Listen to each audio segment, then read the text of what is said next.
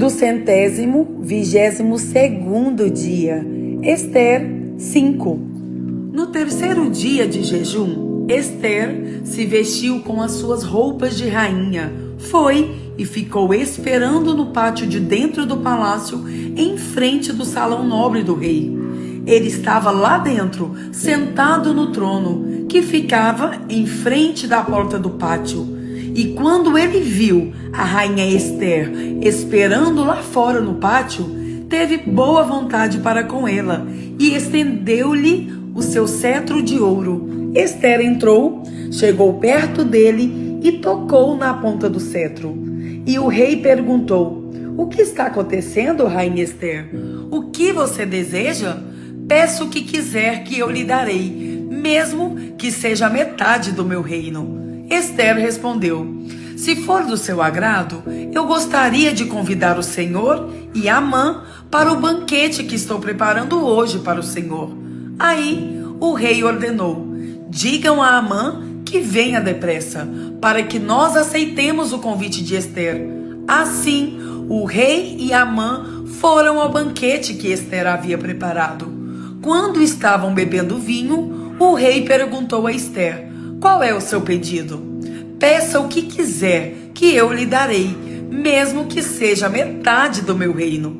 Esther respondeu: "É o seguinte, se eu puder me valer da vontade do rei, e se for do seu agrado atender o meu pedido, gostaria de convidar o Senhor e Amã para outro banquete que eu vou preparar amanhã para os dois. Aí lhe direi o que eu quero." Amã saiu do banquete alegre e feliz da vida. Porém, quando chegou perto da entrada do palácio, ele encontrou Mordecai ali e ficou furioso, porque Mordecai não se curvou diante dele, nem fez qualquer outro sinal de respeito. Mas ele se controlou e voltou para casa. Então mandou chamar os amigos e pediu que Zeres, a sua mulher, também viesse.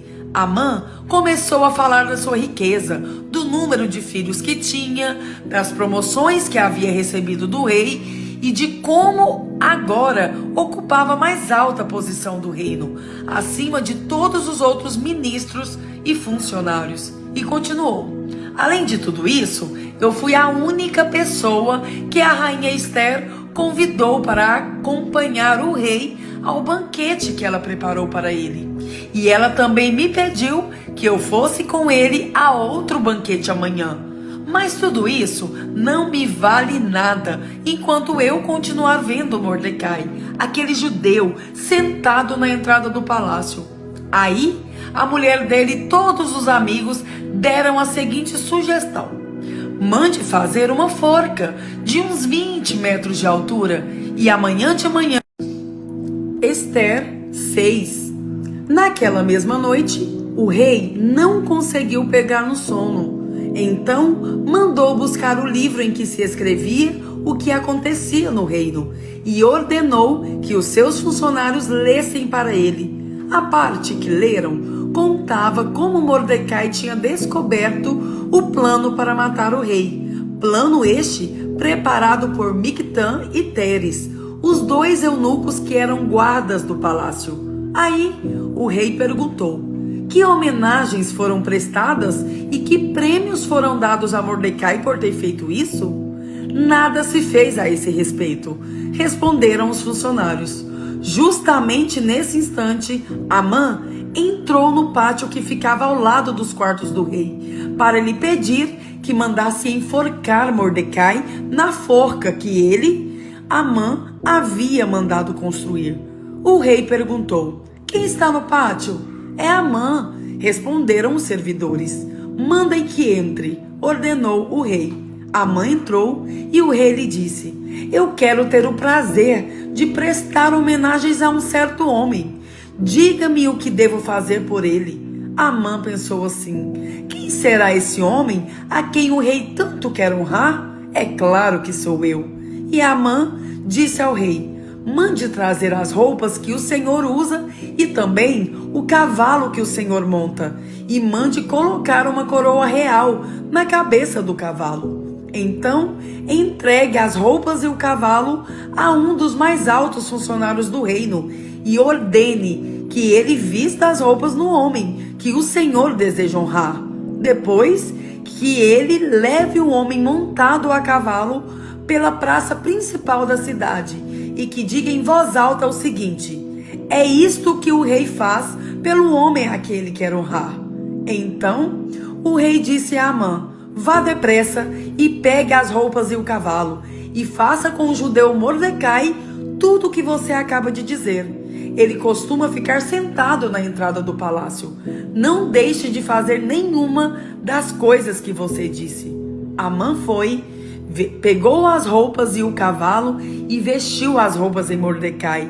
Depois, levou Mordecai montado a cavalo pela praça principal da cidade e disse em voz alta: é isto que o rei faz pelo homem a quem ele quer honrar. Depois disso, Mordecai voltou para a entrada do palácio, enquanto que Amã, envergonhado e triste, correu para casa, escondendo o rosto.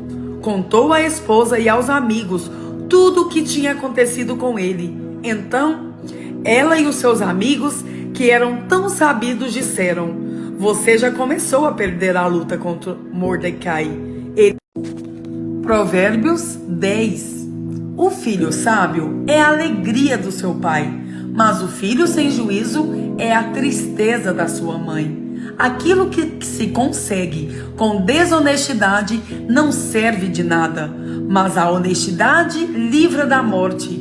O Senhor Deus não deixa que os bons passem fome, mas impede os maus de conseguirem o que tanto querem. O preguiçoso fica pobre, mas quem se esforça no trabalho enriquece. Quem tem juízo colhe no tempo certo, mas quem dorme na época da colheita passa vergonha.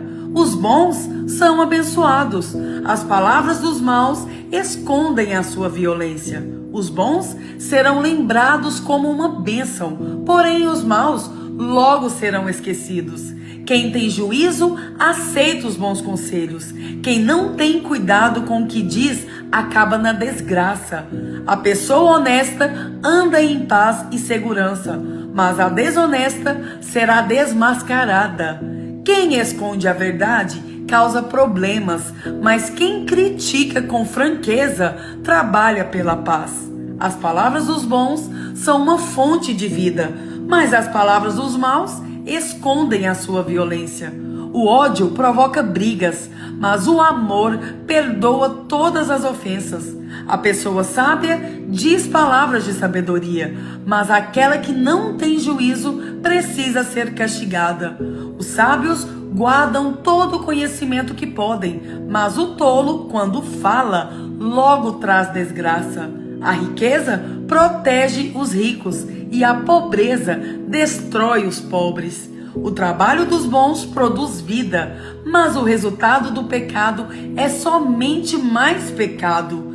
Aquele que aceita ser repreendido anda no caminho da vida, mas quem não aceita cai no erro. Com as suas palavras, o mentiroso esconde o seu ódio. Quem espalha mexericos não tem juízo. Quanto mais você fala, mais perto está de pecar. Se você é sábio, controle a sua língua. As palavras dos bons são como a prata pura. As ideias dos maus não têm valor. As palavras dos bons fazem bem a muita gente, mas a falta de juízo leva à morte. A bênção do Senhor Deus traz prosperidade e nenhum esforço pode substituí-la. Para o malvado, fazer o mal é divertimento, mas a pessoa sensata encontra prazer na sabedoria.